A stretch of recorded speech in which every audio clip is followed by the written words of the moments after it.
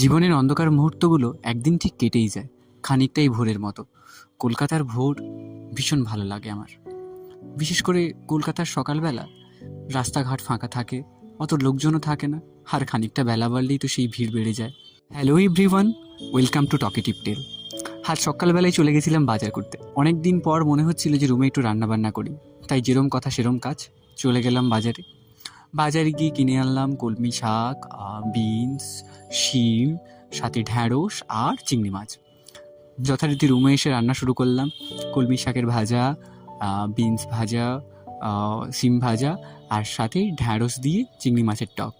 মোটামুটি রান্নাবান্নাগুলো ঠিকঠাকই খেতে লাগছিল। আসলে এই পিজির খাবার খেতে খেতে মুখের স্বাদ ফেরানোর জন্য মাঝে মাঝেই রান্নাবান্না করতে হয়। তবে ইচ্ছে থাকলে তো সবসময় উপায় হয়ে ওঠে না, বাট আজকে হয়ে উঠেছিল, তাই জন্যই করা। দেন একটু ভাত ঘুম দিয়েই রেডি হতে হয়েছিল অফিসের জন্য। চলো আজকের মতো টাটা।